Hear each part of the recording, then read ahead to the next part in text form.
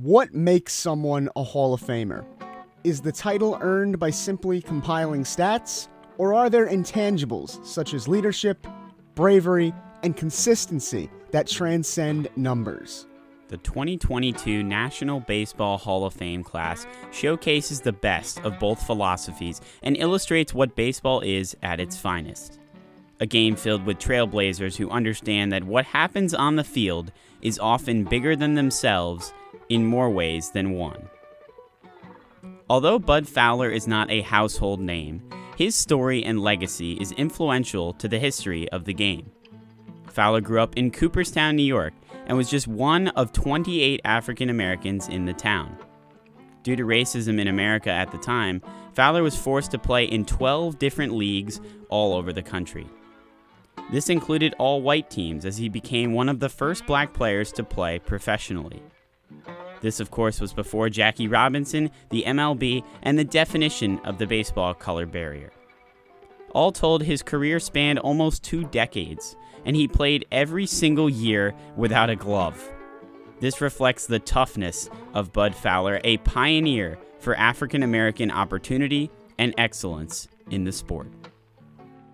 The courage of someone like Bud Fowler set up the opportunity for a player and manager like Buck ONeill to further break barriers in the game of baseball.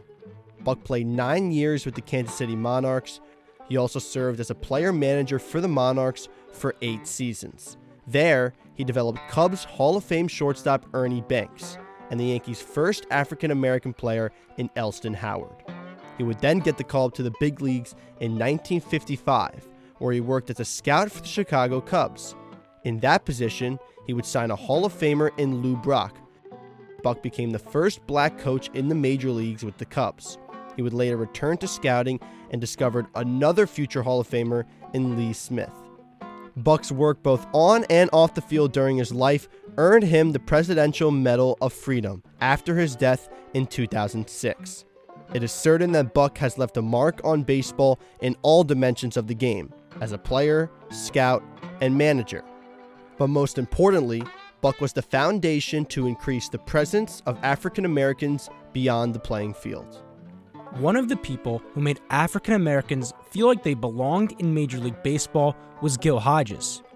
Hodges' career spanned 18 years as a player, hitting 370 homers, making 8 All-Star teams, and was one of the boys of the summer who brought the borough of Brooklyn its first World Series championship in 1955.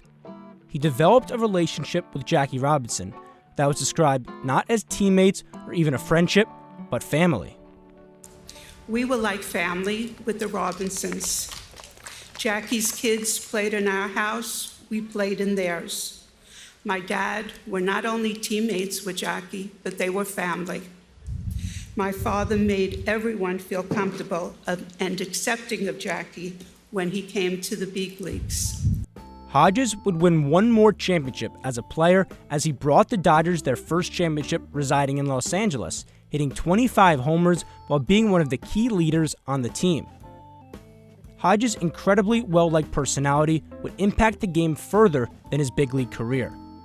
He went on to manage the Mets from 1968 to 1971 that included one of the most miraculous World Series victories in the history of the sport with the 1969 Miracle Mets. Hodges' touch on baseball goes much further than the numbers. He was a Hall of Fame person, personified every step of the way. Minnie Minoso is to Latin ball players what Jackie Robinson is to black ball players, wrote Hall of Famer Orlando Cepeda. Minnie overcame multiple barriers in the first few years of his major league career. In 1949, he became the first Afro-Latino in the MLB with the Cleveland Indians. 2 years later, he became the first black player to ever play for the Chicago White Sox. He took the field in front of 14,776 fans in Chicago as the only person of color in a White Sox uniform, and probably one of the few people of color in the entire stadium. He didn't just appear in the game, but crushed a 450-foot home run to center field in his very first at-bat. Nicknamed the Cuban Comet, Minoso had 31 stolen bases and had an AL Best 14 triples in 1951. He finished 4th in MVP voting that year and 4 times total in his career. Between the Negro Leagues, Mexican Leagues, and MLB, Minoso had almost 3,000 hits. He made 9 All-Star games for the American League. Being near or at the top of many statistical categories was incredibly impressive when considering the players he was up against, such as legends like Ted Williams and Yogi Berra. The name Minoso continues to be linked to these icons, now in the Hall of Fame. Little did he know on the momentous day of 1951, as Minnie Minoso stepped on the field for Chicago, he would become an inspiration for thousands of Latino ballplayers for decades to come. If he could do it, they could too. One 12-year-old from Cuba reflected this legacy of Minoso, as he would go on to play in the major leagues, following in the footsteps of his fellow countrymen and idol. His name was fellow Hall of Famer Tony Oliva. If Minnie was here right now present, what do you think he would have immediately said to you after your induction speech? What do you think Minnie's words would have been? Well, you see, Minnie, I know Minnie. I never have the opportunity to meet him in Cuba, only listen to the radio. I never meet any player in Cuba when Havana, the best winter baseball league in the league, in baseball. But I know Minnie. After I came here, I meet him here. Minnie was special for us, was special for the Cuban people. Minnie Minoso was the number one.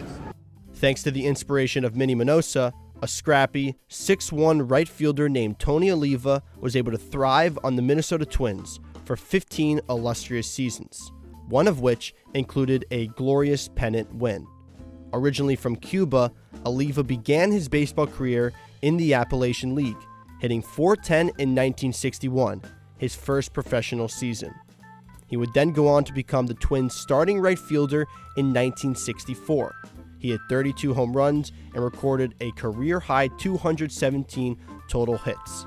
The Cuban product never shied away from any opportunity and played the game with the ferocity that allowed him to finish 4th in the MVP voting as a rookie, while simultaneously winning a batting title and leading the AL in doubles. All told, Tony Oliva won 3 batting titles and was an 8-time All-Star.